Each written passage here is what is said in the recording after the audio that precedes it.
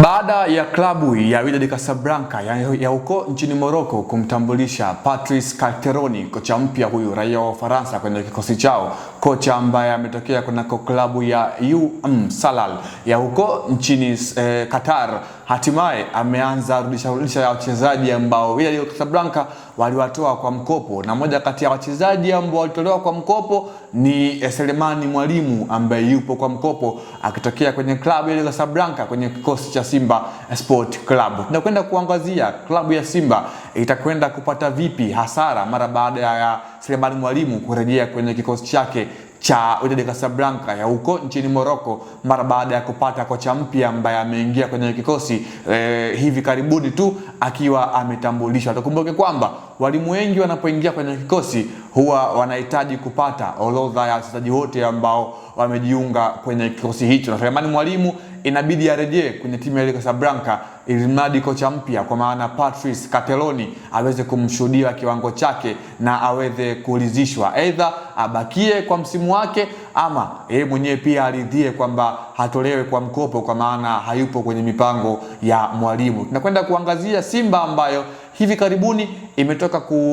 haina maelewano mazuri na mshambuliaji wake raia wa Ghana kwa maana Jonathan Soa, ambaye kumekuwa na purukushani nyingi, kitu ambacho kinawafanya mashabiki wa Simba wasiwe na kuelewa kwa maana klabu yao itabakia na mshambuliaji mmoja tu ambaye ni Baraka Mwangosi, aidha Mwalimu Steve Becker atumie force number 9 kwa maana mshambuliaji wa uongo kwenye hilo eneo. Na tumeona mara kadhaa wakati Simba ikiwa ina miss Jonathan Soa, lakini pia ikiwa inamkosa Selemani Mwalimu Steve Becker alikuwa anamtumia mtu kama Ino Loemba kwenye hilo eneo, lakini muda mwingine Anset Oura na Libase Gwe kuweza kufidia ama kuwa wachezaji namba 9 ya uongo kwenye hilo eneo. Kwanza tunafahamu klabu ambayo itakuwa inacheza michuano pasipokuwa namba 9 halisi, kuna muda tu itakuwa ina miss yule mshambuliaji ambaye ana sifa za kushambulia na yule mshambuliaji ambaye ana uchu wa kufunga kama alivyo Selemani Mwalimu au kama alivyo Jonathan Soa, kwa maana hawa muda mwingi watakuwa wanakaa kwenye eneo la box la timu pinzani wakiwa wanatoa kashikashi kwa walinzi wa timu pinzani, kitu ambacho kinafanya klabu ya Simba iwe na faida. Sasa kuondoka ama kurejea kwenye kikosi cha Wydad Casablanca kwa Selemani Mwalimu inaweza kwenda kuwa changamoto kubwa kwenye kikosi cha Simba ambacho itawalazimu wasubiri mpaka dirisha kubwa ndipo wafanye sajili zingine ya mshambuliaji au wamalizane na Selemani wamalizane na mshambuliaji wao kwa maana Jonathan Soa ambao amekuwa hawana maelewano mazuri, hasa katika upande wa nidhamu ambao ndio imekuwa shida kubwa kati yao ya mabosi wa Simba na Selemani Mwalimu na pamoja na Jonathan Soa. Sasa bwana, klabu ya Simba